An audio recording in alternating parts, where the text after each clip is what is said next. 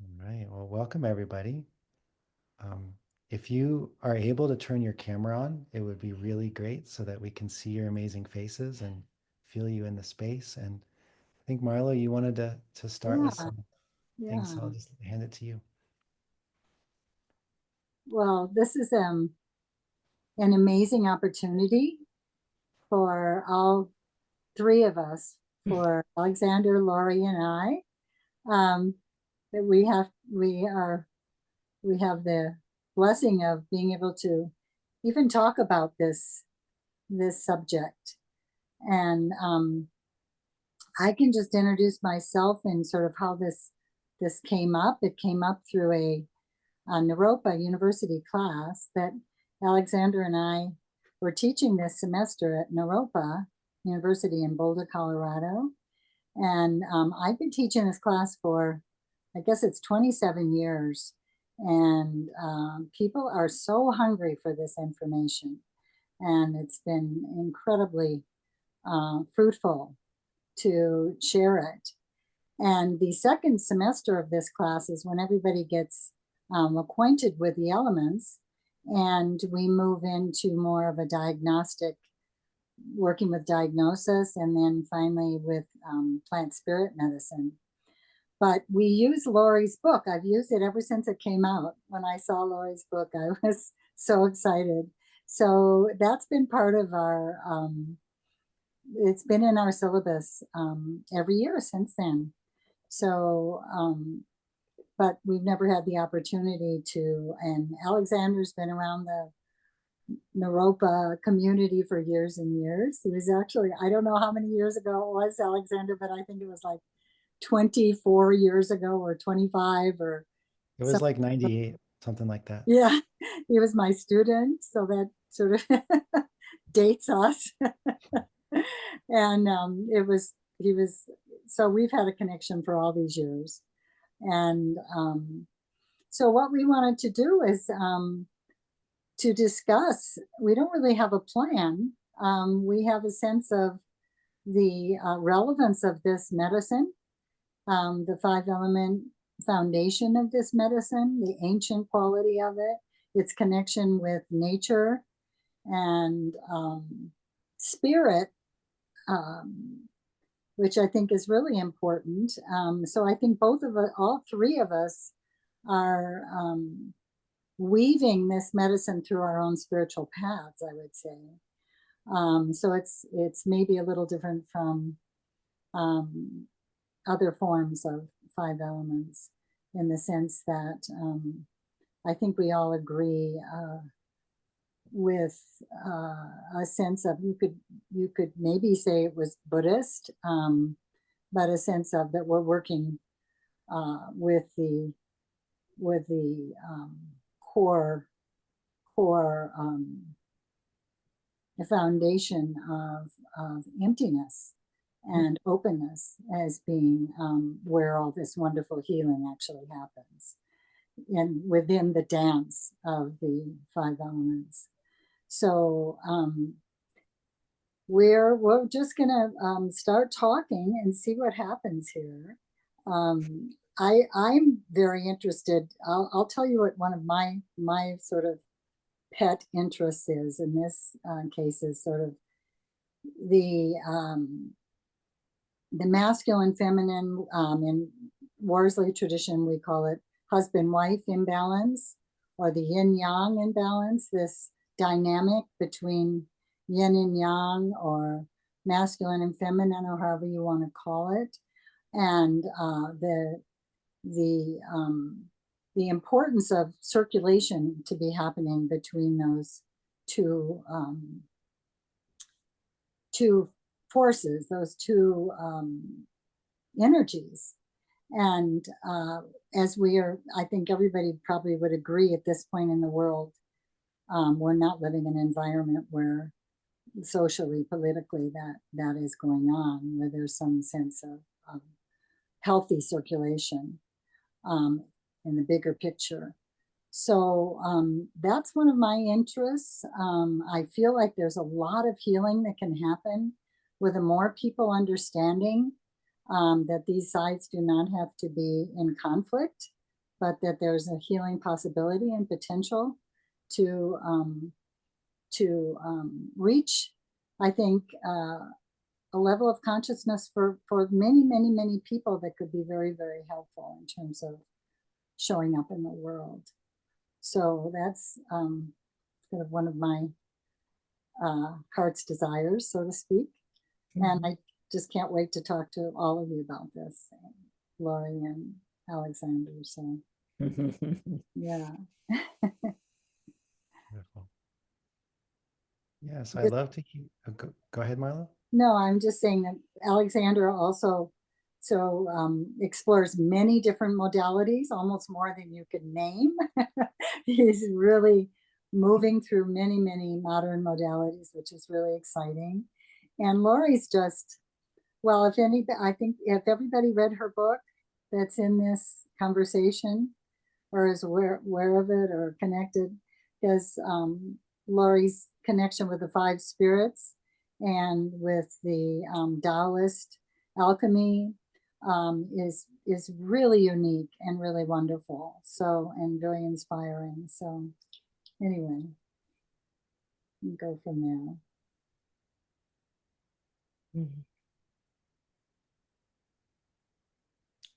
Alexander, something was bubbling for you. Well, I was going to ask you. Well, I wanted to hear from you first before I. Well, Marlo, that was great. That was like, okay, let's just drop not just a pebble, a kind of a boulder into the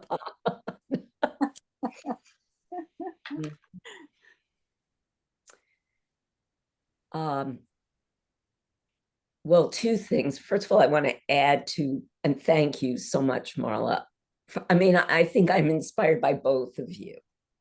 I just want to acknowledge you both are just inspiring humans to me in all kinds of ways. So, and I'm honored to be here, really honored and excited, and just, it's a real joy. So, what bubbles up for me in your, your sort of query that you're bringing forth, Marlo, is the memory of learning the husband-wife imbalance treatment from JR in Leamington Spa in, I guess it was 1984 that I was there with him. And even then, I had this question, which is, I think, still spinning for me, is that clinically, with this imbalance, we recognize it because the right-hand pulses are galloping.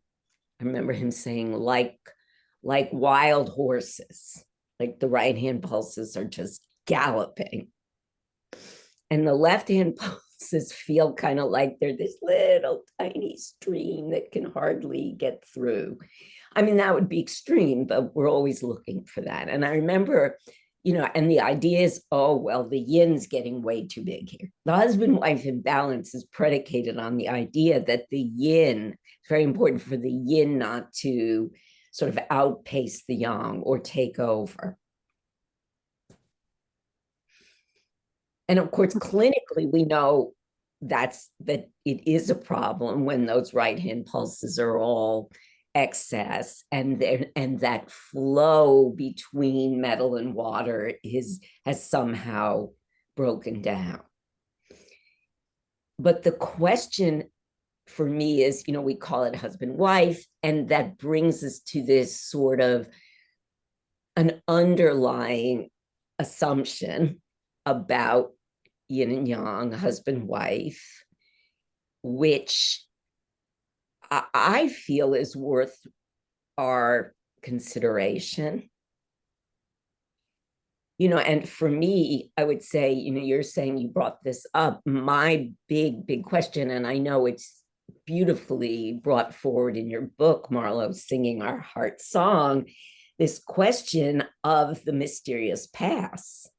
Like, what happens when we pull back, when we refuse to surrender to those chaotic depths that are the depths of transformation between metal and water, which really is, in a sense, that place that you're talking, where yin and yang are in returning, in a sense, to the chaos of Tao. So we think of a husband wife, we think, oh, the problem is that the yin's getting too strong and the yang isn't equal, and the husband just has lost control of the wife here. And oh my God. But, if we reconsider the treatment from a different view, from the view maybe of Zhiwang Mu and what's going on down there, we can say that in a certain way, there's also a resistance to the fertility and the renewing depths of the yin, which to me is really the sort of epidemic problem that we're looking at on a global level. Again, this is a question that I've been sitting with for 40 years. When I first, what do you mean that the wife's gotten too powerful here? Is that really the issue?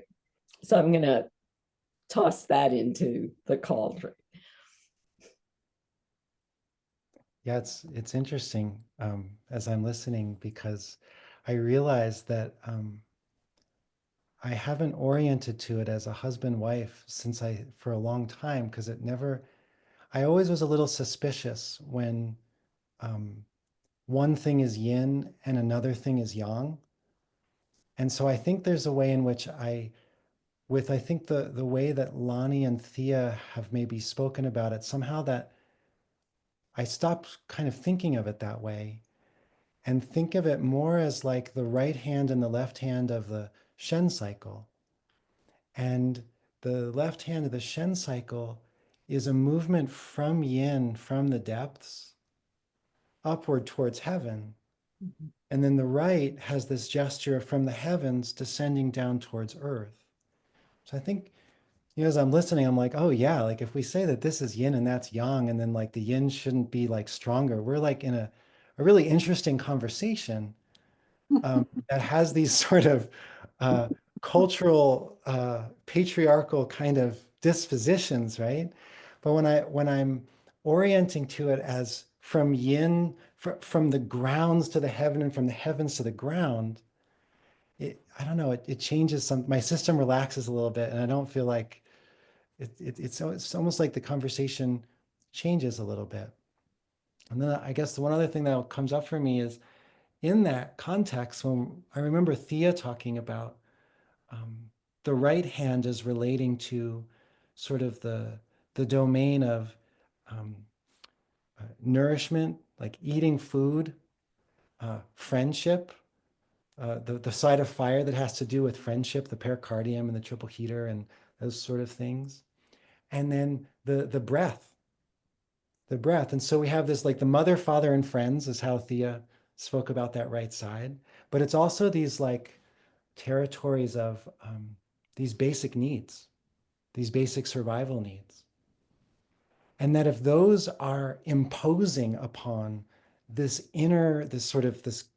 deep, the depths that you were speaking to, Lorie, the courage to go into that unknown of one's potency, and then having that grow into some sort of mysterious flourishing, that if those exterior forces of the mother, father, and friends are somehow dominating that impulse from those mysterious depths into flourishing, then we have an imbalance. And somehow I feel a lot more comfortable with something like that.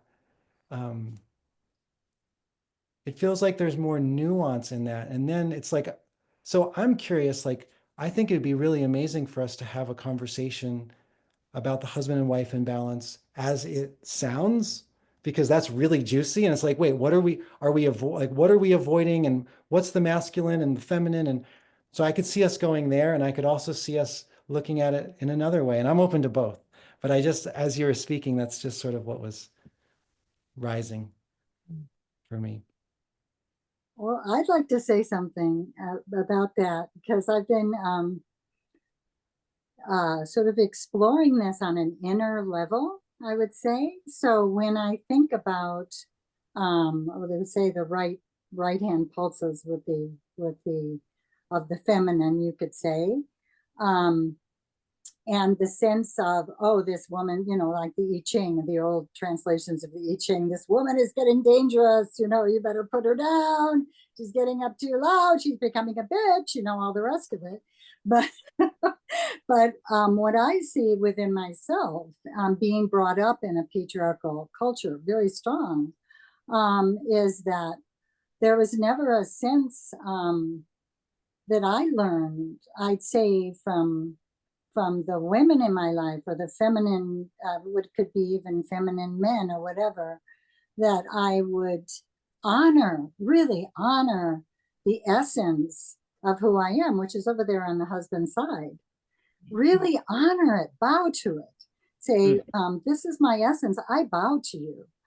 There's a basic goodness quality in there that is often not recognized or talked about.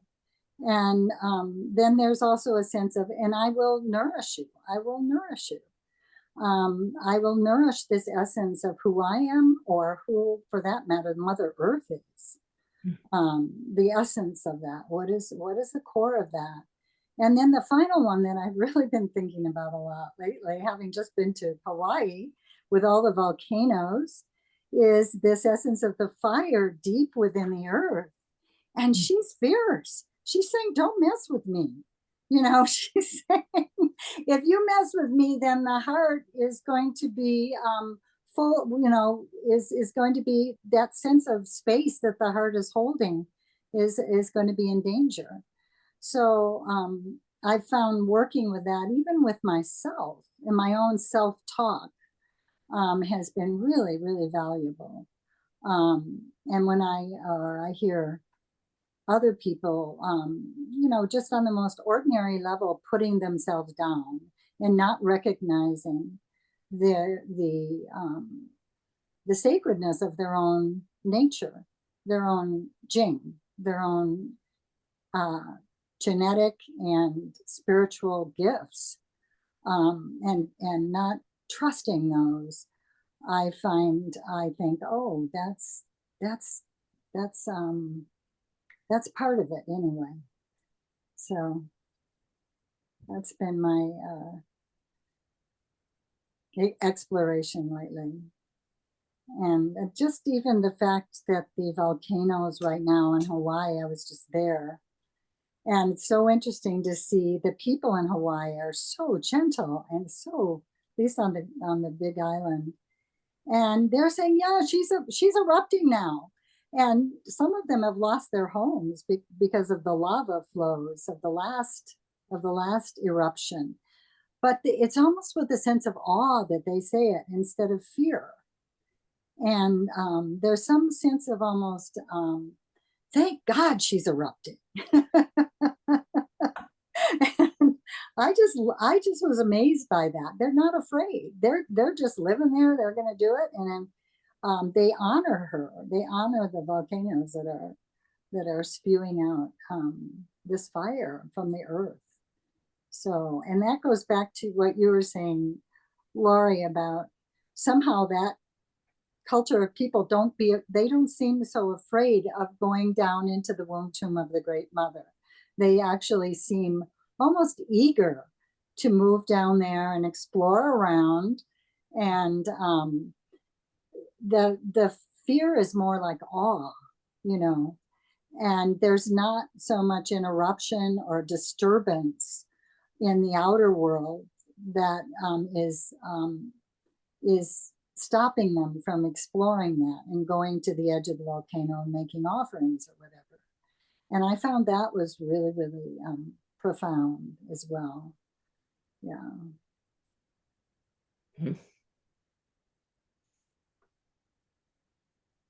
I feel like that this really is the field here is very bubbly and alive, and I'm again really inspired by what you both have brought forward. Alexandra, I love what you're speaking to this, the right side being the sort of familiar, almost the Confucian relationships of the family, dominating the individuation process, which is interesting. And I want to add, Marlow, when you spoke of five spirits, it is very much the five spirits, Taoist alchemy, but the other thread that informs so much of my work is depth psychology. And it deeply informs how I'm holding all this. So, Alexandra, you sort of opened up that question of what does it mean for the self? If we think of the self as the golden flower that arises from the underworld as our uniqueness, the flourishing or blossoming of the unique self, that relationship, I think of Shang Shen, they have to be mutually arising. And when they're not mutually arising, that's when we get this imbalance that we're speaking to. But then, Marlow, you come in, and I love that you say, okay, let's look at it as an internal meditation. And then, from my other lens, I'm hearing anima animus, right? So the partner that you're describing as the inner, say, yang or masculine, I'm going to still use these terms even though they're so in question, but the yang side of the equation is not honoring, and that yin right side, it doesn't have the capacity to honor. And then what occurred to me is what is the character for anger? The Chinese character for anger is a picture of an oppressed woman, the female slave being pushed down, kneeling, so you're describing that, like when there isn't that mutual honoring, we're getting this kind of repressed anger and inability for a mutual nourishment between the two, these two mutually arising aspects of the Tao. So that is, I use this treatment all the time, despite, some of my linguistic questions. It's an amazing treatment. It's a profound treatment. It's, but to begin to reframe it in this way through this dialogue is really wonderful. I'm curious, as I'm listening to what is starting to emerge, I'm sort of feeling like I'm right at that place of where metal returns into water, and whatever resistances we might have to that passageway. And so I'm curious, what's been, both of you, what is both of your experience around that, throughout your lives, of coming into contact with that full plunging, and then the moments when we, for whatever reason, we don't take that full return to that sort of source of potentiality. I'm just curious what both of your sort of direct experience around that territory has been or is.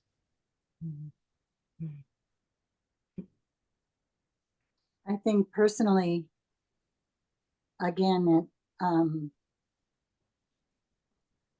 it's fear that comes up, but more than that, I think it's not, our culture isn't one of the bow, there's not that sense of bowing to each other, or even bowing in gratitude, or that's just not part of our culture.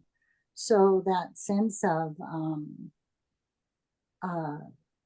letting go as a vow, instead of as some kind of a loss or some kind of chaos or a threat, that would, in our ordinary life, make us bounce up into wood and, you know, skirt the whole process. But that sense of like ability to honor that descent in a way that it's an opportunity that's offered to us at any given moment, basically. I mean, even going to sleep at night seems really important to me. Yeah. Mm. Yeah, as you're speaking it, it brings up for me, it reminds me of, you know, in that bow, there's the possibility to bring those qualities of heaven all the way into the underworld of the mystery. And it's like to sort of draw upon like Sufi-ish language. It's like bringing the friend all the way into the unknown. It's still unknown, but I feel that presence. But what I'm hearing from you is this bow doesn't happen without a internal bow to something greater than my individual self that wants to hold on. And so there's something in what you're sharing that evokes for me this sense of that I'm bowing internally to this sort of qualities that are bigger than that small self, which then allow me to let go, where all of a sudden the unknown is okay to fall into. Great mystery. Mm-hmm. Mysterious. I'm also reminded, Alexandra, of your language of, you know, each element as a kind of gesture. And for me, the gesture of metal is the bow. When I teach it, the gesture I surrender to transformation. And it's a surrendering and then a circling return, you know. So I'm surrendering, I'm bowing. That's the gesture of metal in its grace, really. Yeah. I see you in that gesture. I see you moving the way the lung meridian moves. Like it goes up a little. Oh, the great heavenly everythingness. And then And it goes all the way down, all the way down. Because each one, of course, has a gesture, but that entropy as a necessary aspect, the dissolution, the disintegration, the letting go and going down into that place of source, which is also our resource, you know, where the current returns. So I think in a larger sense, of course, now that we're digging in deeper to the question, I have my personal experience of that. I feel I would speak in the moment. You know, I could think back, when have I resisted the bow? When have I resisted the surrender? But I would say in this moment, what I am currently in struggle with in real time is that I feel like as a planetary community, as a world consciousness, we are right at the place we're talking about. Absolutely, yes. What we're seeing is dissolution, disintegration, you know, in Gebser's terminology, then Alexandra and I play a lot with this language, but we're at a mutation point, which requires dissolution, which requires the disintegration of structures so that something new can actually form. And in real time, I'm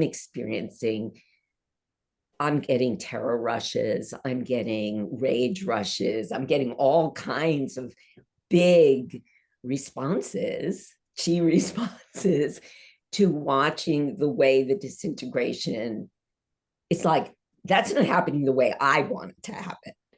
This mess is not going in the way I wanted it. Wait, where is she? Why doesn't Ziwang Mu come along and make this happen in a better way, without all the suffering, without all this horrible lack of compassion, lack of justice that we're seeing. So to be in righteous spiritual resistance to what I feel needs to be resisted or spoken, and at the same time surrender to transformation. What, like when you say, Alexander, what's the experience of the resistance? It's so painful. I mean, I'm better, but there was a period maybe 6-8 weeks ago when I was waking up in the middle of the night with terror surges, waking up in the morning enraged about, how it's going. It's not going the way that I think it should go. And working with the, I think for me, it was working with realizing that I have some choice internally about how I respond to external events. And also, reorienting to that place of trusting, as you said, Alexander, that there's a larger, much larger intelligence in the cosmos and in consciousness. So that's a very current, real-time entropy, negentropy, order, disorder struggle that's happening in me, the surrendering to the mysterious past. It's one thing to talk about it.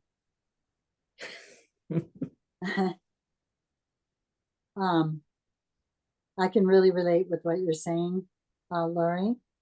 My experience is very physical and spiritual on all levels, as far emotional, heartbreak, just tremendous heartbreak, to the point where it has affected my heart. And it's just, I have to keep reminding myself, I'm here. And I'm here, and this is part of the deal. And so how do I ride this, and but it's just knowing how in some other way it's so easy to love. It's so easy to be kind. I mean, the payoff is so much greater, but realizing that there are so many people that really don't know that and don't have the opportunity to know that, or in so much suffering. And they, I mean, at the same time, I remember being in India where I'd see families on the streets, and the children are laughing and they have bright eyes and they're playing, and the spirit is still alive there despite the suffering, because they're loved. So there's a lot of paradox here, and a lot to move through, to be able to stay resilient and clear and stable in this situation. At least, absolutely. Yeah. Navigate and also tip the scales in the direction of a chaos that is fertile and renewing, as opposed to, a kind of chaos that is, as you say, not, that is that. And that's where this return to the original chaos is so important, to sort of allow yourself to be, oneself to be really churned and turned around, and lose reference point, and lose a sense of where am I, and really surrender to that tremendous energy of the unknown, and be able to see that as just a vital part of life, as being clear and light, so Yeah. There was something about when you said, Marlowe, I'm here, still I'm here. And when you said that, I was like, oh, I mean, what a blessing that look, you're here and you're extending all this illumination that you have cultivated, that we can keep extending that. And the blessing of that, which is definitely one of the things that's helping me, that there is. And sometimes when I think about the mysterious past and surviving, because we never know if we're going to, it's all well and good to say I'm going down, but we really don't know for sure that we're going to come through to the renewal, is this idea that there's this tiny speck of faith, tiniest little, even when like there's no light and there's no seeing, that somehow that stays. Oh, it reminds me of what you were sharing before, Lorie, about it's like, oh, the structure, like the way that I want it, it's not happening that way. And it reminds me so much of like the different aspects of metal where there's my structure and sort of the elegant design that if everything was going perfectly, it would go that way. And then there's the deep structure. And it reminds me of like the process philosopher Whitehead is his last name, Alfred North Whitehead. What a name! Yeah. But but in his work, there's this recognition that the deep structure of the entire evolving process is fundamentally beautiful. Not beautiful like pretty, but is talking about like a deep structure, a deep organization of intrinsic beauty, of intrinsic goodness. Um, and so I don't know, I'm feeling something as you're both sharing about like, what happens when I let go of my structure and fall into the unknown, and maybe I find that original nature from which that deep structure that's fundamentally beautiful, that has all the chaos in it. It's not beauty like, oh, now it's all the good stuff. It's the fundamental beauty of the entire luscious catastrophe and loving amazingness and the whole thing. I think as whoever is alive, there's often a sense of urgency that like what's happening right now, like the acuteness of the pain is what we feel because we're here. And then when we have the luxury of sort of looking at the last 14 billion years, it's like, wow, we've had a lot of those moments of urgency and pain, but what's the larger arc of this organization of these emergent organization of structures forming and dissolving, and then new potentials sort of opening into unknown and chaos like a newborn baby, and then growing through the left side of that Sheng cycle, through the growing phases and the blooming phases, and yeah. I don't know why I keep hearing this word precision, the Mhm. precision. I'd be curious what you have to say about that. Either Very metal word. I said, don't forget the precision, because it is so tremendously precise. And somehow there's a key to that in moving through this. And, it's like, um, um, I just want to say that I know there's a key to really being so present on the dot, that even the slightest movement, and you could say of ego, or of me, or of a story or whatever, moves it in a different direction than this descent, you could say. I mean, can be so small. Yeah. I'm just curious what either one of you has to say about that.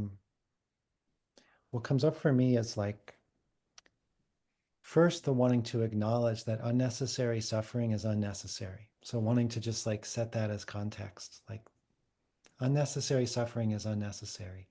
With that said, my experience of agony is that it's very exacting, and that the places in my own life where there has been the most suffering, which of course is the place where there's a separate self that's like not okay with whatever it is that's happening. There's not a bow, there's a no. That those are the places that have broken my heart in the best kind of ways. Mm-hmm. And that's what comes up for me, that there's a precision in, you know, this new phrase has been introduced to me that I'm just loving, but it's called living in a post-tragic world. And a post-tragic world, it doesn't mean that tragedy doesn't happen, but it's a reframing of perspective that the that the tragedy that we experience, the pain that we experience, it's all doorways into something deeper. And I feel like that in what you're describing or inviting with this word precision and how you sort of framed it, it has something to do with that. It's Mm-hmm. like it's that precise, it's like the exact key of like crying out that Yeah, like opens us into something. yeah. I love it. I love it. Thank you. Makes me laugh. Shen comes down. Yeah. Mm.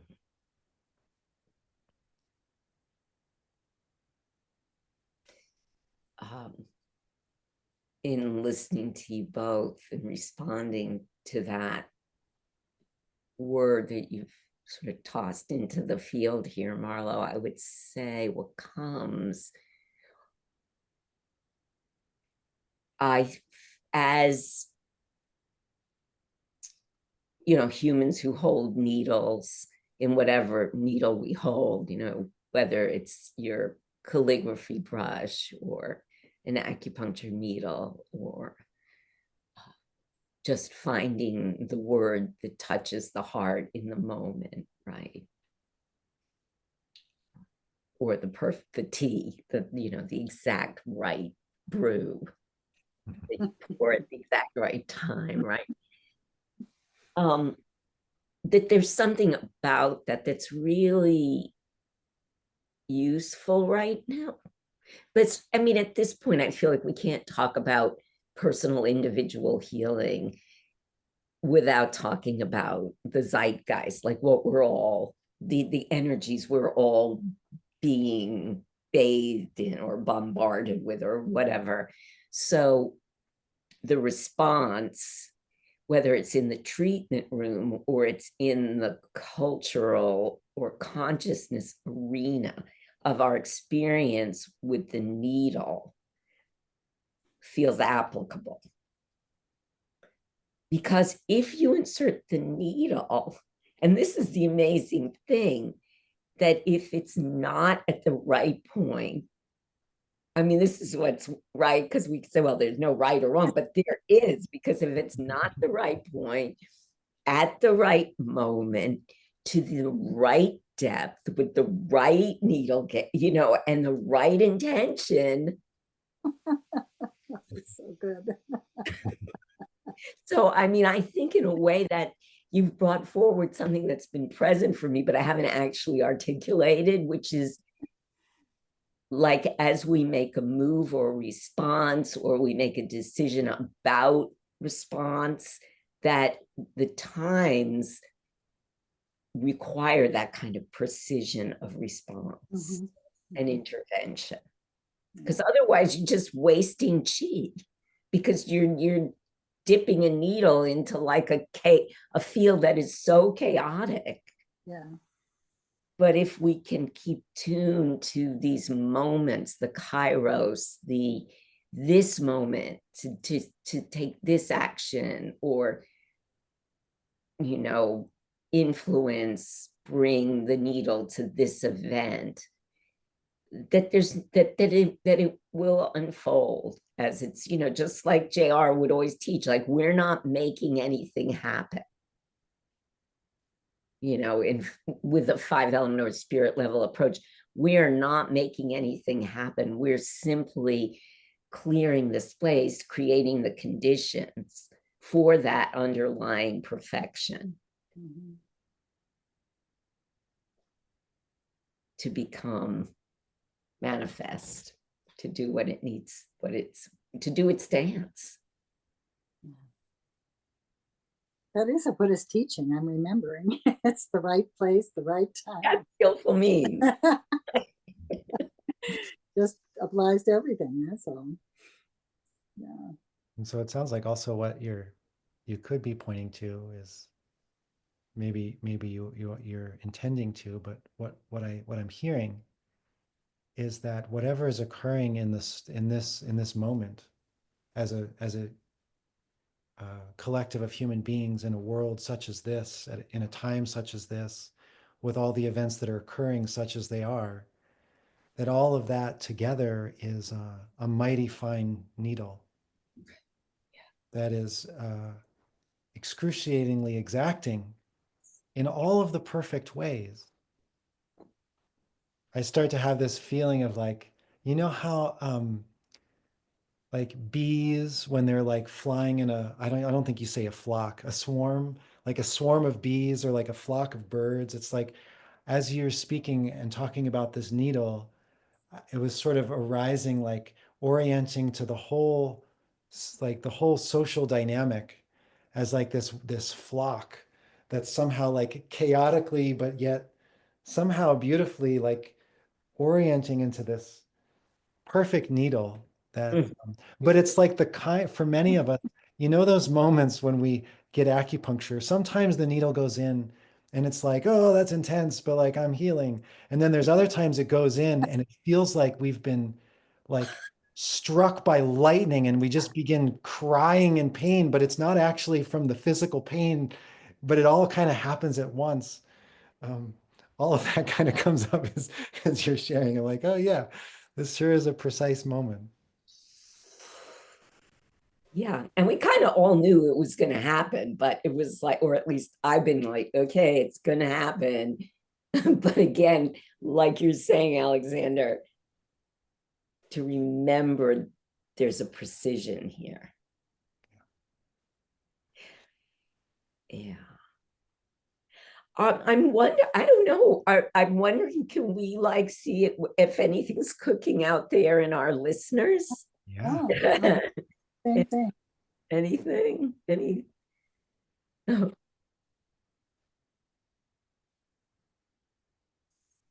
Yeah, if questions arise, you're also welcome to put them in the chat.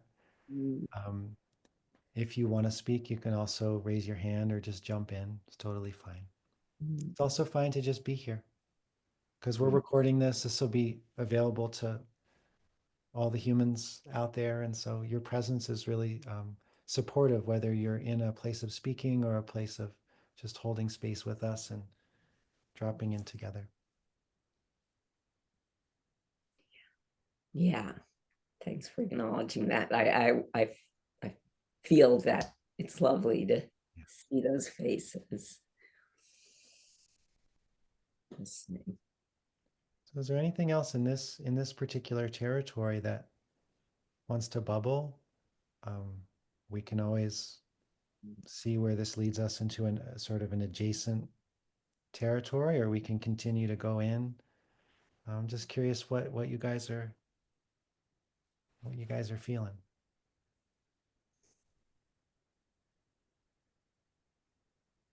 Oh, Jody. Hey.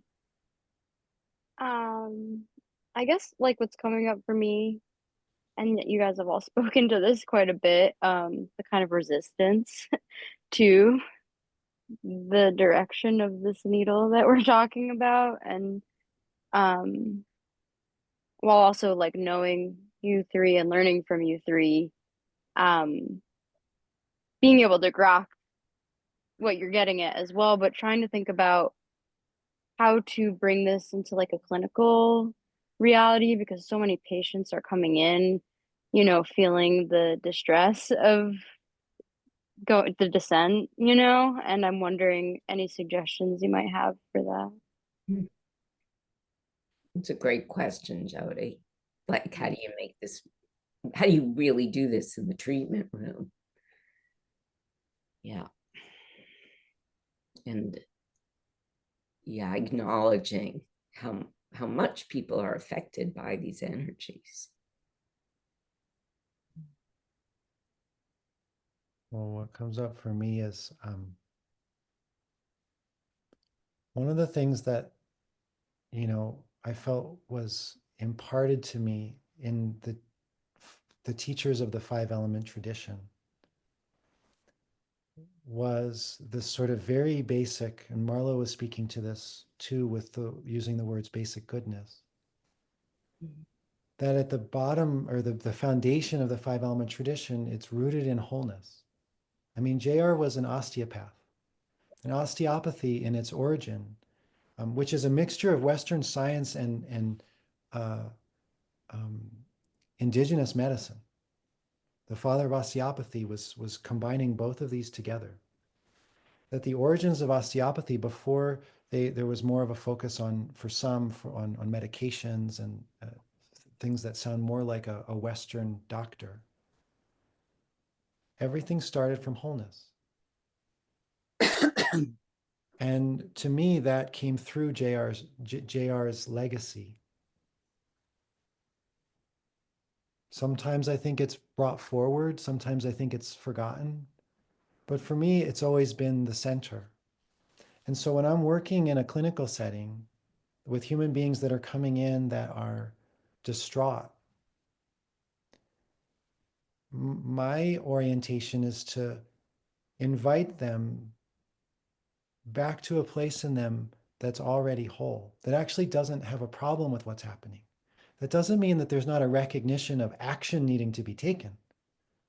But that deeper place of wholeness, what I discover when people go there is that they're always curious, they're always interested, they're always leaning in, loving, compassionate, and asking what's next.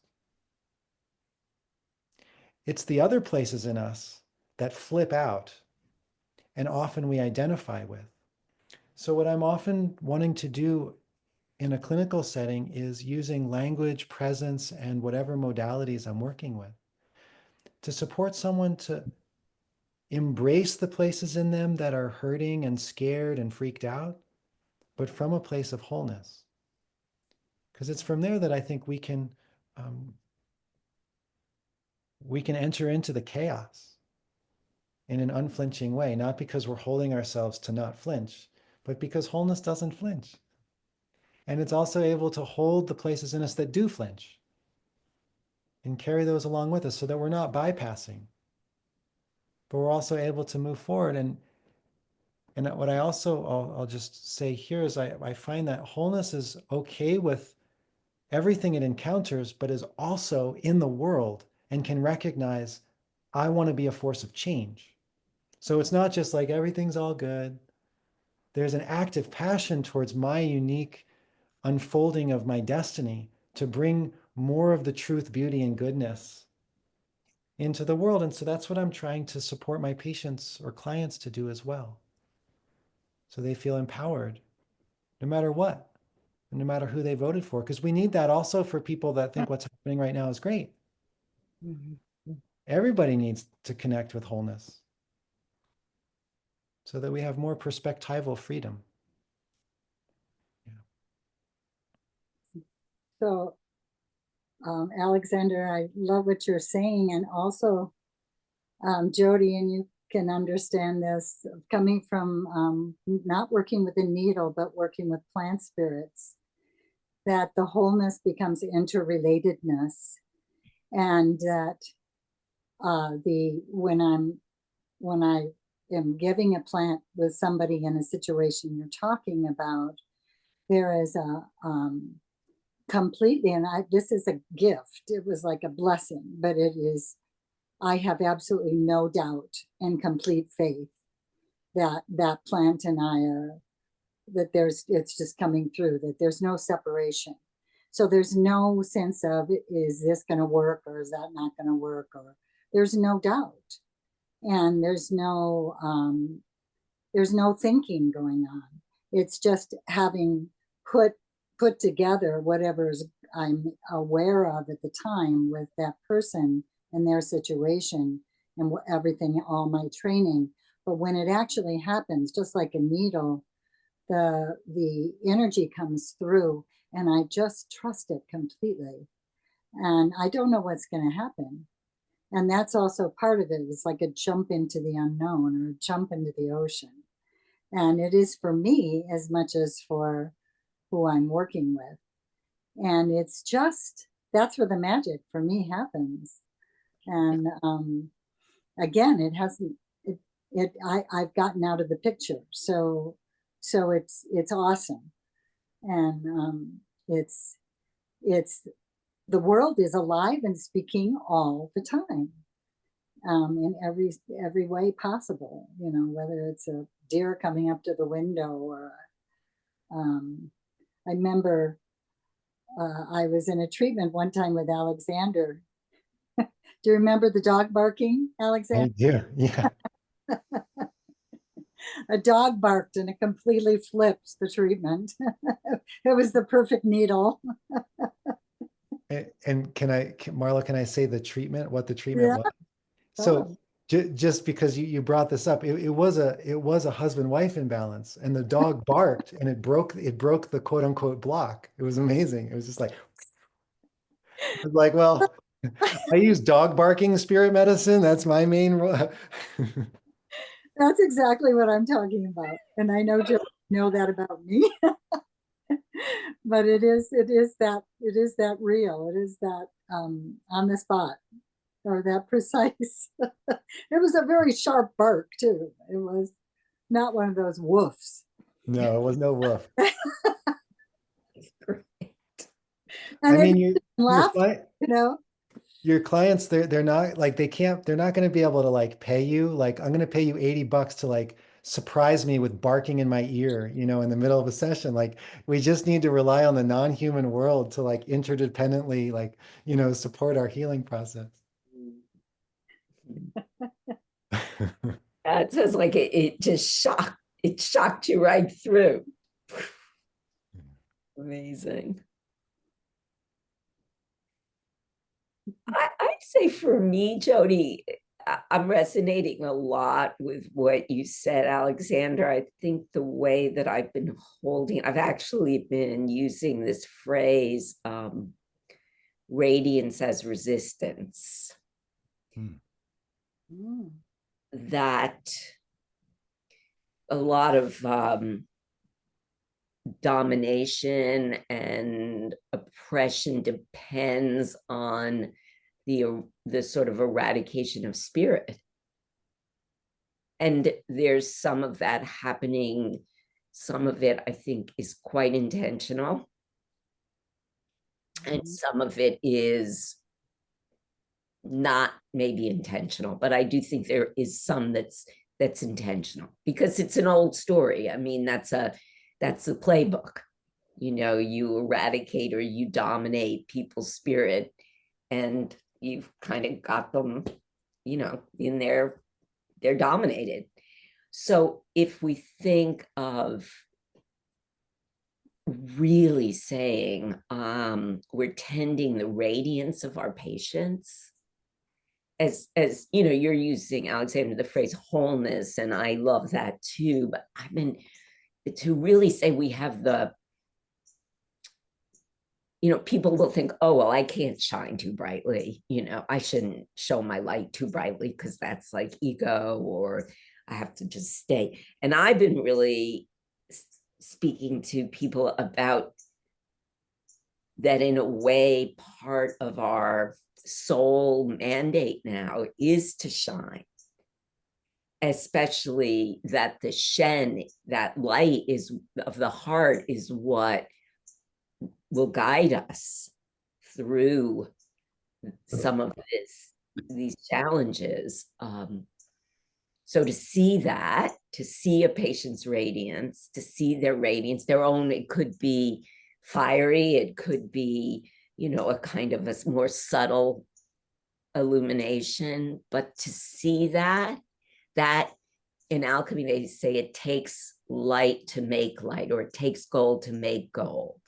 So you seeing that in the person that you're with will invite them to see it in themselves, and then to really say, you know, this is a gift to the world that you have here. So that's one of the things that's been very present for me. And I've been really speaking of a lot to the practitioners I'm working with. Like, let's know our own radiance. Let's understand that shining that out into the world is not, it's not about an ego trip. It's about, this is our mandate, this is our dedication. And then that allows us to see it in each other and to support our patients with that.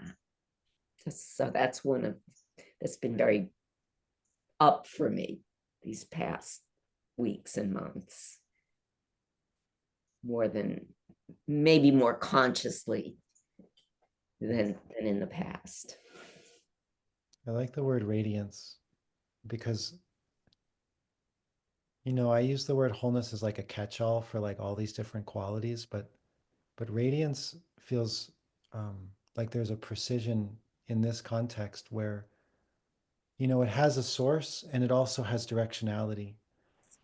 And so there's something about that for me, as you're speaking the word radiance, it evokes something. There's an immediacy of orienting to this source and then also allowing it to shine. And then paired with the notion of resistance through radiance.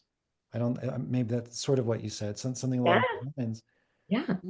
You know, it flips the notion of resistance upside down in a way, Yes. which is again what one does in a post-tragic world. Yes. Yes. Yes. It's flipping the whole thing upside down and saying, okay, yeah, resist through and anchoring in your source and radiating out into the world these sunshine, these rays of light. I find that really moving. This has happened a couple times now, so I'm going to mention it. But like, if someone were to ask me, given how difficult these moments are, if someone were to ask me, Alexander, like, if you could be in any time, like right now, like in any place, where would you be? My answer would be right here with both of you. That there's just something so moving about what's possible when there's a willingness to show up and be with that radiance and be with the sort of intimacy of aliveness and being human together despite the weather. Yeah. You're here. Yeah. So beautiful. Yes. Yeah, I think that was what was arising in me, Marla, when you said, but still I'm here. And it was like, as I was watching you, I was like, you're not only here, but your radiance, the radiance that you've cultivated, you know, and given and shown out into the world. And this is what we do. This is it, Jody. I mean, I think that's the fundamental response that we can bring. And as we live into that, you know, it's an invitation to the people that show up on our table in our treatment room. And it seems, you know, gold, it takes gold to make gold. It's a kind of positive contagion, I think. A sharing of gift, Mhm. of blessing. That we all have. Yes, all of us have it. Yeah. Mm. Reminds me of the gift waves of influence they talk about in Buddhism. It reminds me of something you were sharing before, Marlo, where it's like, you're not just giving, you're, as the person giving the plant or placing the needle, there's a receiving that then overflows into the giving. Mhm. And it reminds me of this sort of this sort of, sometimes I love the phrase gift waves. It's like you know, there's this way in which there's these gift waves that come from the biggerness of things, and then they radiate through us, and then uh, we get nourished along the way. Right? We drink as it passes through us to support the world and radiate into the world. Yes. Mm-hmm.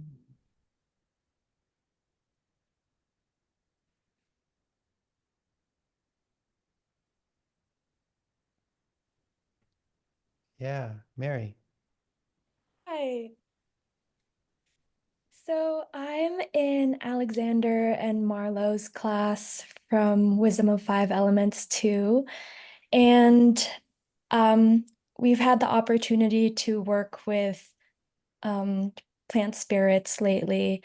And we've been partnering up and doing more and more of that. And I kind of wanted to circle back to your conversation earlier on putting complete faith into the plant coming through and how doubt can sometimes be a part of the journey.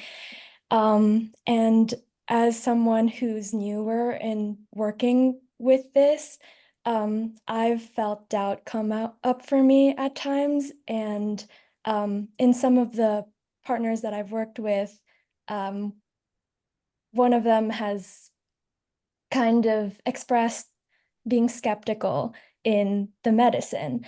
And I was just wondering, how do you acknowledge that, this doubt is a part of the journey while also moving out of your own way for the spirits to come through, for the plant to come through, and just how do you invite complete trust and faith into the spirit medicine? Mm.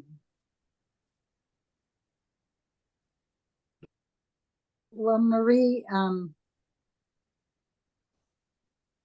it isn't that there's a particular outcome that you have in mind.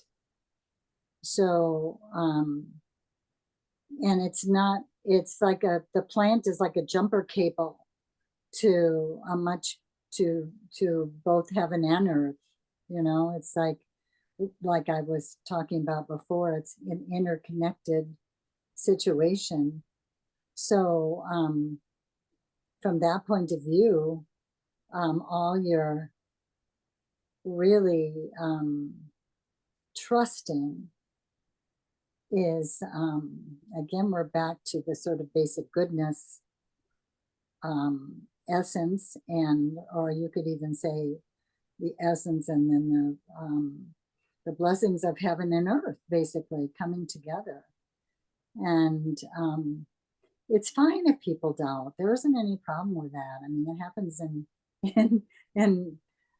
with needles just as much as with plants. I don't think that is a problem at all.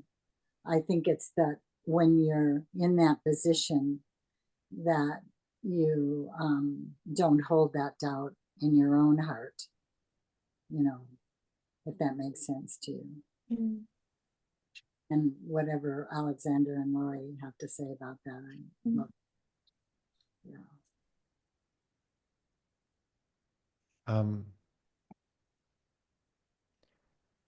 What comes up for me is that as we're developing as practitioners, we all have, the years of unfolding that we're either have gone through or are going through, even if we're at the very beginning.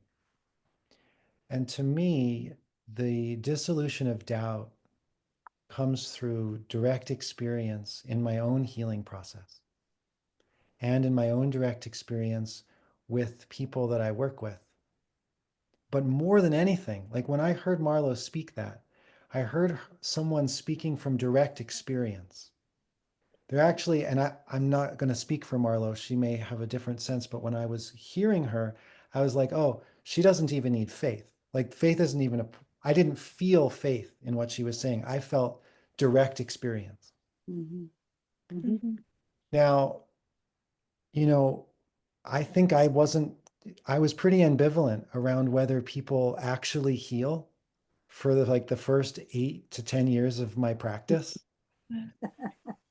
I mean, I was helping people were relaxing, people were saying that things were changing and all that kind of stuff. But I was pretty ambivalent. Why? Because I was ambivalent about whether healing was real for me. Maybe healing was real for somebody else, but I hadn't found something in my own experience where the pain that was in me had transformed and then was complete. Of course, then there's the next things to transform, but it took a while. And so my invitation is that, you know, when you're going through your process of learning how to help somebody heal, let's say you've been exploring that for a month, or you've been exploring that for a year, and then someone comes to you who has been exploring it for a day. They're going to have a different relationship to their own direct experience about what's possible for them. Mm-hmm. And what you can do is you can transmit what's true for you, what has been real for you, because if you've had some experience of transformation, so can someone else, because transformation and healing does not, I don't know the word, it doesn't conceal itself.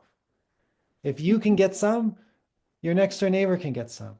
And then as your relationship, or to speak personally, as my relationship to healing deepened, and I started to realize, wait a minute, I am changing, like real change is possible. Then it became a conviction that anybody can change. But it wasn't until then that I could hold that. And so I had doubt for, you know, a decade, something like that. It wasn't all pervading all the time, but it would come up like, is this really doing anything? They relaxed, but then they came back sad again. Like, What's wrong? what's wrong? Did I choose the wrong needle? So anyway, that's what I would say. I would just be easy with it. Mm. I love hearing both of you. Marie, I don't know you. You know, I've never met you, and both Marlow and Alexander have met you, but well, I'm going to say I'm laughing because I would say I also went through about at least 8 years of thinking my patients were just humoring me. Like I literally would think, well, they're telling me, you know, of course they like me. They want me to feel okay, you know, they want me to think that I'm making them feel better, but really they're just kind of humoring me. They like me, they like coming. But you know, and like you said, Alexander, they obviously relax on the table, but who doesn't? You know, you get to lie down, someone pays attention to you, but really this is just, you know, I'm actually a quack. You know, that I finally came to that. Like, and then like something shifted when I really owned that. It was like owning a shadow piece. Like, oh, okay, I can own my quackness. I can own that part of medicine. And in fact, at the beginning of my book, Kigo, I have a whole section on the placebo effect, because something in there gave me permission to say that there's a part of the medicine that involves us really being okay with that. Maybe there's a little magic here. You know, maybe a part of this is magic, and a magician has to understand that sleight of hand is part of the magic. So for me, that was really liberating, to just let myself be that magician and own that these needles that I've got here, you know, I don't know yet how much of what's happening here is chi moving, is me, the relationship, some willingness on the patient's part to heal, and that it's all of that. And that's all okay. I think coming into owning that piece of like, maybe this is placebo, maybe there is sort of a sleight of hand magic, allowed me to have a lot more fun. Mm-hmm. And then when I started having more fun, you know, I got out of my own way and I started to be able to be in the flow more. And then I would say, absolutely, Alexander, what you said, it's like the more you're in it, the more you see people transforming, the more you heal. At a certain point, you know, you're like where Marlow was speaking from, which is that it's no longer faith, it's embodied experience, but that takes time.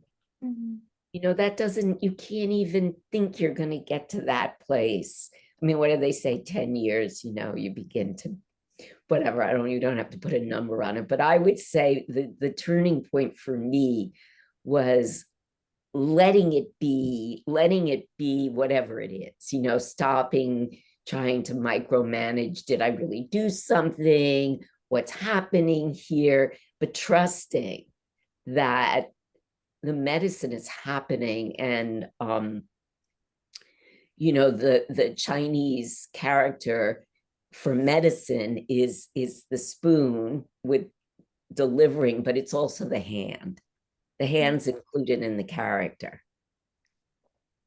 So it's okay if, it's also us being simply in relationship to the patient that is delivering healing, And the one other thing I would add is when Marlow, you said, when you're working with a plant, the plant is both heaven and earth. It's rooted in the earth and its leaves are in heaven. So we can't, we know there's a current. Like to say there's no current, there's no chi, that would be like saying you put the positive and negative poles of a battery together and nothing's going to happen. So we can just at least trust that. Thank you. I really appreciate your responses. Yeah, what's coming up for me is just, I'm thinking of the Chinese character for the heart that Marlowe painted, and just having this, being able to have that spaciousness and leaving room for uncertainty, having the willingness to be uncertain, and yeah, just being able to tap into that direct experience. Thank you. Thank you, Marie. Good questions. Oh, good. Another one. Hunter. Hi. I keep hearing the word emptiness. So when you're empty, you can connect to that wholeness and whatever luminosity you need to bring in to the patient in the treatment room, be it through a plant, be it through a needle, be it through a word or a gesture or an expression. I always try to be empty and not have judgment or thought bringing that into the treatment room. So they're just endless possibilities. So your medicine, no matter what route it takes, that chi movement will flow through you in the moment, in that time and space, how it needs to be for the patient. And you don't have to think. You just have to be the conduit for whatever the medicine. We become the medicine, and you just have to show up. Thank you. Beautiful. Beautiful, Hunter. Thank you. Yeah. One of the other things that comes up as I'm listening to what everybody's sharing is, we live in a world where often the implicit assumption is sort of a cause and effect kind of dynamic. I come in with an issue and then you're supposed to do something and then I'm supposed to feel like something happened. And there's nothing wrong with that way of orienting, a sort of transactional kind of, ouch, give me a pill, now I'm better. But when we look at this notion of, it's funny how in our society, the word placebo has become like, oh, that's just placebo. And then when we look at it like, oh, wait, so what you're telling me is that you gave somebody a substance that doesn't do anything. You handed it to them with your hand. It's like the hand is the biggest part of the whole thing that's connected to the heart. You handed them this thing and then they got better. And then there's this notion of like, oh, well, that was just placebo. That was just a human being entering into a relational dynamic that affected change. And so sometimes we have patients that come in that are in the model of, ouch, you do something, so I'm not ouch. And so if we're in that conversation, we're in the conversation of, did it work? Is it working? But as a practitioner, you don't have to buy into that as the primary conversation that you're in. Your client might be in that conversation, but you don't have to be in that conversation. You can be in a conversation that that this is a relational dynamic. We're having a relationship, and then something's going to change. And that's a different way of orienting to the question of, hey, I don't think this works. I'm feeling skeptical. It's like, well, what does working mean? Yeah. How are we looking into what does working mean? Are we clear on that? Often we're not clear on that. What would change look like? Oh, I guess I don't know. Okay. Yeah.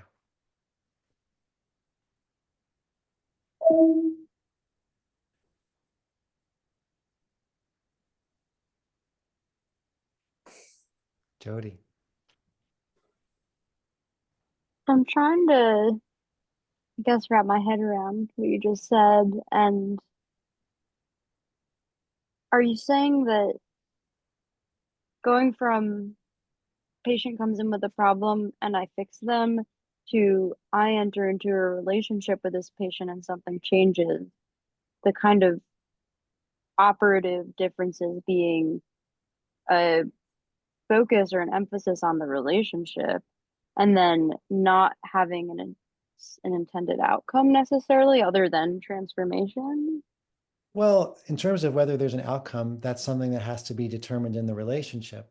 That's sort of consistent with what you're able to offer and what they're needing in their life. But, this is a medicine about chi, and chi is not a thing, it's an interaction between things. And so fundamentally, this is a chi-based medicine, or we could say it's a shen-based medicine that has chi arising as shen, depending on how we want to look at it. But that, yeah, fundamentally what we're doing is we're entering into a relationship, and it's the cultivation of the practitioner and the relationship that they're able to support with the client that's creating the change. I mean, I remember in suit when I was in my clinical year, I had a patient that I saw twice a week. So previously she had seen two different student practitioners, and for some reason she just saw me. So it was like half of my hours. And all I did was hold her hand. I mean, I'd do the needle stuff, but I would pretend that I was listening to her pulses for the whole session, and I would just hold her hand because that's what she needed. And I had this special trick that I could do where I would listen to her chakra in her hand that would tell me if she was allergic to something or not allergic to something. I would hold her hand the whole session, just being with her. And then, wouldn't you know, every single session, there was one more organic vegetable that she was now no longer allergic to. By the end, she went from only being able to eat pork, beef, chicken, and beans. She would have a pound of each once a day in a rotation diet. By the end of our, Marlow, I have this look up. Okay. because she was I know, I did too. It was a great facial expression because she was allergic to everything else. She was even allergic to the Bible, which was a really important sacred text for her. By the end, she could eat any organic vegetable. I put needles in, but I was a student. I didn't know what the hell I was doing. I was just making stuff up. I was doing my best. I was trying to figure out what I learned, but I didn't know. But what I was really doing is I was holding her hand and I wanted to see. I mean, some people are legitimately like allergic to things, and if it's in something and it's invisible, all of a sudden there's a catastrophe. I'm not negating that, but in this case, I just had a feeling that maybe she's not allergic to avocado anymore. And it turned out she wasn't. And so what was happening there? Was it a point that I chose? Did I treat the right points on metal that made the change? Or was there a connection that allowed something to change?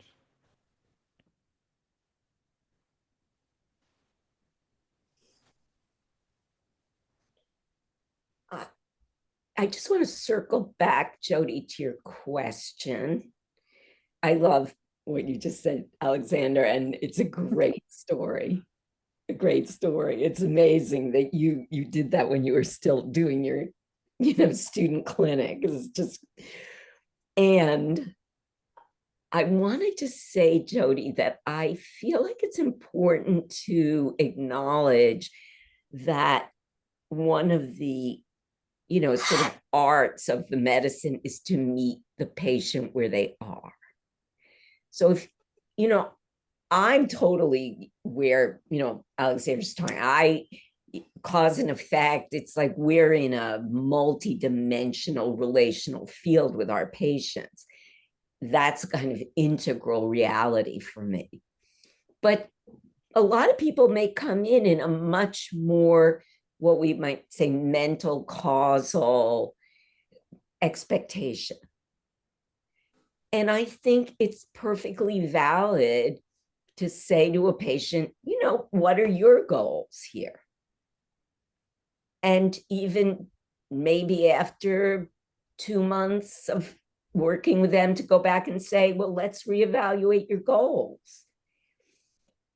What we hope happens is that maybe some of those goals are met, but maybe some goals that they didn't even expect.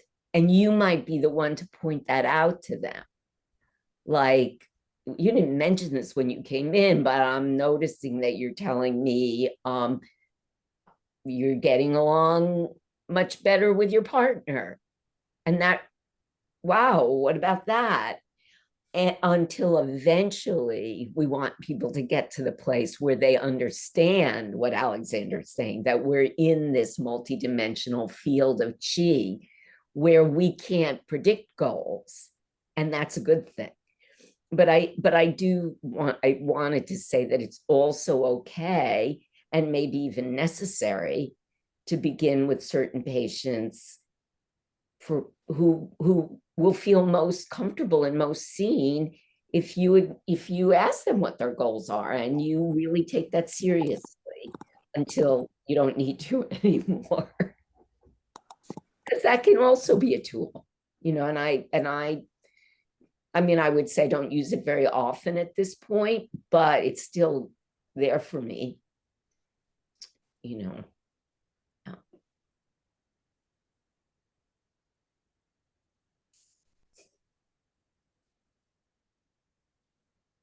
And even if you say, we're going to play this game about cause and effect. We're going to play the game that I'm going to fix you here. I'm going to hold that projection for a little while until you don't need me to anymore. Does that make sense in terms of here? Yeah, I think that there's like, for me and where I'm at in my journey right now, I'm gonna help fix this for you. Is it working? Is it working? Is totally like a track that I'm running on, and yeah, it's taking me out of the rapport. And so I feel like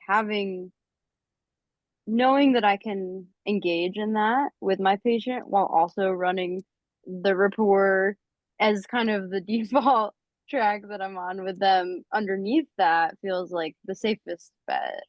Good. And don't forget also the placebo track, that just by being in rapport with your patient, medicine's happening. Yeah. I just want to say something about that. I'm in response to everything that's been said. It's great. A great teacher once told me, have no goal, no expectation, no striving. Let the world come to you. And again, we're talking about this sense of magic or faith or trust, of just like the more that you're present just in your being, which has been talked about all the time here, but the more that you really are present on the spot, something's going to happen you might never have thought of. And it's like, whoa, and that's to have the door open for that is really, really helpful. So that's one of my mantras actually for a long time. So. Oh, I'm seeing some people from our community who are showing up, Bo and David and Joy. Welcome to the conversation. It's great to see you all. Yeah, we're winding down a bit, but still have a little time maybe for a couple questions or Sure. I'd love to just say one other thing to Jody's inquiry, and yeah, definitely welcoming questions. I'm happy to stay for a little while longer. I guess for me, Jody, there's this way in which I'm not going to allow the client to determine the narrative that is shaping the interaction. I'm going to meet the client where they are, just like Lorie said, and I will go into whatever world that the client wants to go into. So I'm not trying to like manage. I don't mean that. I mean that I know through my own experience what is deeply true and possible. And no patient in their doubt, their pain is going to shake me from that foundation. Within that, I'm going to go where they want to go, but I also know what's possible. And so, I mean, I really want to know what my patient's goals are. I mean, it's the first thing that I do in this, like in the first hour. It's like, what do you want? Now, some clients are not in that conversation anymore. Like Lorie's pointing to, it's okay, fine, we're not going to be in that conversation. But a lot of people, they are. I want to get very clear on that. That's the clarity of intention that supports where we move from there.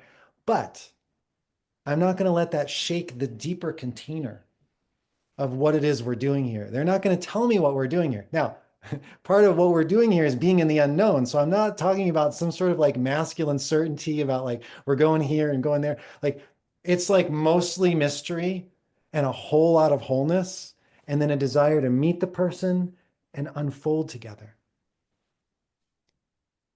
And there's times where patients' pain is so loud that it starts to feel like it shapes the, like, oh, something's wrong.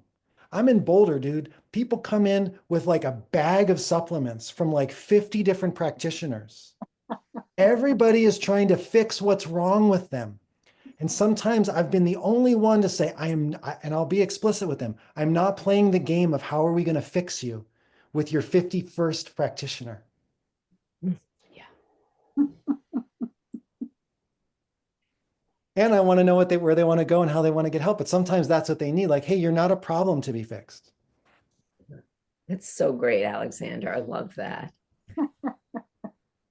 You're not a problem to be fixed and to step into.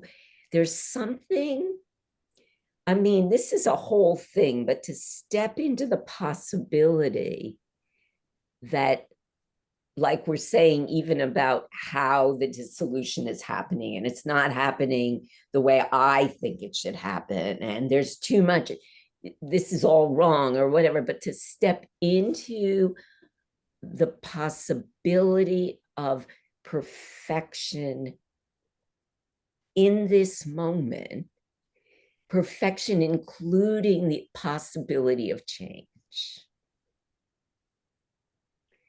You know, again, you're not going to tell someone like Alexander saying, who's coming in with a whole bag of suffering, that they're perfect. I mean, they're going to not come back. They're going to say, I'm out. I've tried. It doesn't work. I literally had someone get up in the middle of a session. This was a long time ago. And I was like, you're like something like, well, you're perfect. Like at the bottom, like I just started taking Lonnie's class and I was all inspired about how everybody's fine. You're fine. They literally got up and they ran out of my office in a huff and they like ran around the thing and they came back and they said, you're either right or you're bypassing. And then we moved on. Anyway, sorry to interrupt, Lorie. No, I love it. I love it. We're getting like, we're really getting in there here now. But I think there's a way that we can hold, like you're saying, Alexander, we can hold that and see them in that. And that kind of takes you out of that hamster wheel, Jody, because they're already whole. And again, like I'm not talking about spiritual bypass because I can't stand that stuff, as Alexander knows. Like I'm all about, you know, the mess and the lead and the soul stuff. But I really also know that if I can see and hold the implicit radiance of the person I'm sitting with, that will ultimately inform their experience as well as get me off the hook, that you're talking about, the fix it hook. It's terrible.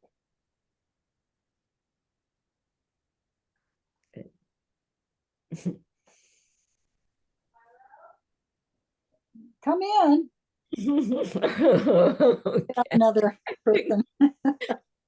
So maybe one more before we close. I don't know.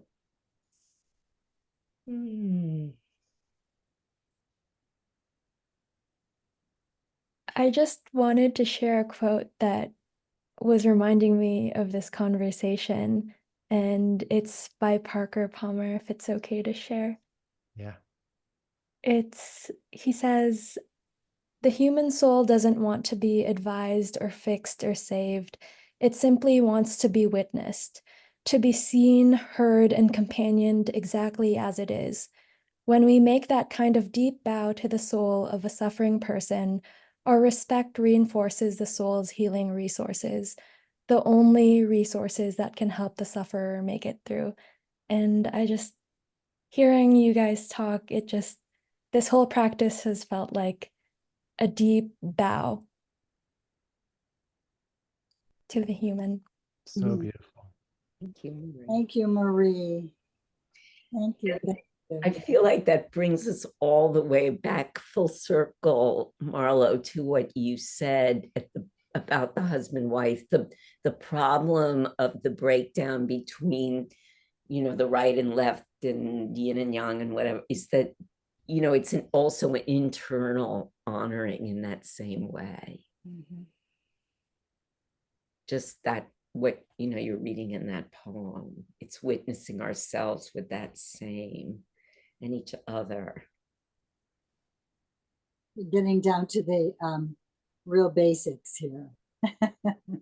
Thank you for Marie for bringing it back to very simple presence that we all need. We all need with the world, with each other, with ourselves, with nature. Yeah. And that's where I keep thinking, when everybody was talking, I kept thinking of the fairy godmother, because that's always what I ask my person. I say, if I was your fairy godmother, what would you like? And then they go, oh, and there's some kind of little magic thing that happens there. And that it isn't like, what are your problems or what's going on or anything. It's just like, oh, if there was this magic fairy godmother, what would be going on here? And it is kind of like that in this world today. We have to, we really have to believe in magic. We really do. That's what's going to move us through right now, I think. And I don't mean that in a new agey way, but in a very deep, a very, very deep, heartfelt way. Yeah. Yeah, well, my sense is that the poem that you read, it really cuts right through to the heart of it. It's like, I think sometimes earlier practitioners, everything can feel really complicated. It's like there's all these things you're supposed to memorize and all these things to learn, and you're like, what's the element? And do I need to know the causative factor? And if so, what is it? And what about the points and the things and all these things? But I think after a while, on the other side of that complexity, it's really what you just read. It's like, can you just be with someone deeply and listen until something starts to move? Something deep starts to move in them. And then they realize that there isn't something to fix, but that all the things that could be resolved, all that pain, that's the doorway into a life where everything that happens is part of our learning process. It's a post-tragic world where where now all of the agony and all of the headaches and all of the arm pain and all the ankle thing, it's not just something to get rid of. For the most part, it's what's teaching us. And so then everything now becomes, I've reframed, when I teach people about shadow work and stuff, changed, instead of calling it a trigger, this thing triggers me, I changed the words to karmic awakening. It's awakening these deep seeds of potential. Right? And so if we can invite our patients, we can still help them with their arm pain. I mean, stick a needle in it. It'll probably get better. But in the meantime, we can help them ask questions about how is this meaningful? How are they living their lives that got themselves into who they are in a way that feels not good? And how do they learn from that so that they become the kind of person that can lean into all the hell and all the bliss and learn deeply?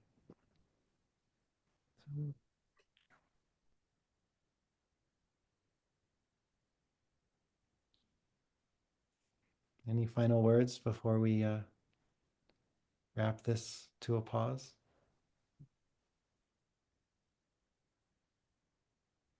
Well, I would just like to say it's been just such a delight and an honor to get to talk about like this stuff that I so love to talk about and think about. And I really appreciated, as Alexander said, you all being present with your listening. And it's so moving to me, the questions as you set out on this journey, Marie and Jody.